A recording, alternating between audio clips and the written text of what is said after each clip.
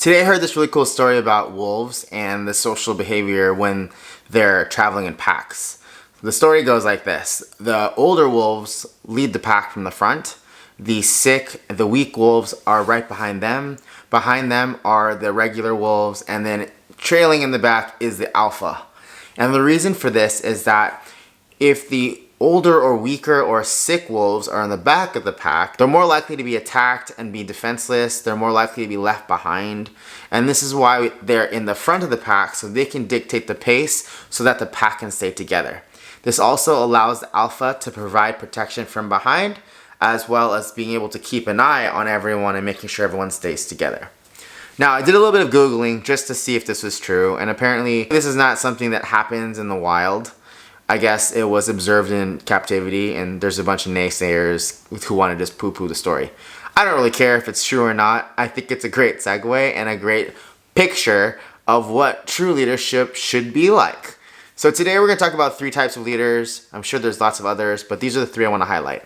The first leader is one that leads simply because they have the authority to lead. Someone else gave them authority. Someone else gave them the ability to say, hey, you do this or else. And that's the type of leader that is going to be the least impactful. They're going to command the least amount of genuine respect. They're just there because they're a warm body and they can lead, and that's pretty much all there is to them. Nothing really much more than that. They're pretty superficial. Speaking of superficial, the next kind of leadership type is one that is dependent on personality, charisma, charm, good looks, popularity, all those things. These are the type of leaders that people follow simply because they're charming, good looking, have charisma.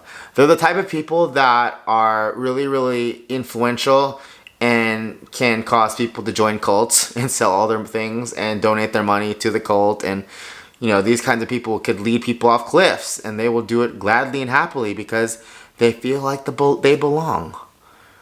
And in some way, I guess that is not as superficial as the first kind of leadership, but it's still not really the kind of leader that you want to follow because they don't necessarily have your best interest in mind.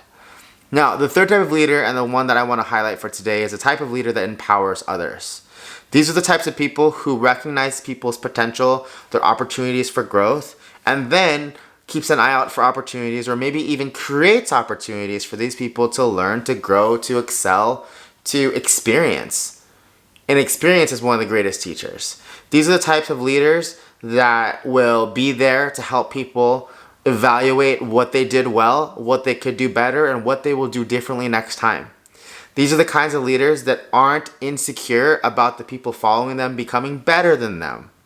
I've heard of lots of coaches, lots of leaders who are afraid of young up-and-coming people who are very talented, very strong, very bold, and they'll do their best to stifle them to keep them down. And that sucks. I coach about 130 coaches in a community group that I run, and if every single one of them became more popular, more successful than me, that would not hurt my feelings. I would actually be super excited for them. That would just be an honor to be just part of their journey and to be able to be the one to kind of give them the boost that they needed to be awesome. And that's what I feel like leadership should be, and that's why I emulate that type of leadership.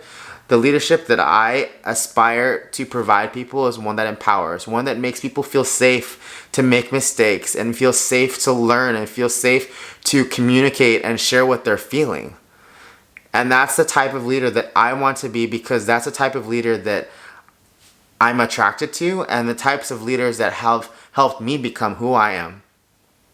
I don't think I have an original thought in my being. I've pretty much just curated a bunch of information from other leaders, and that's what I give to others. So if I've ever said anything to you that was smart or intelligent, it's probably because I stole it from somebody else.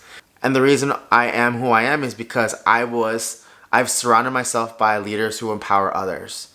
Leaders who are not afraid to put you up on their shoulders so that you can see in front and see a clearer picture.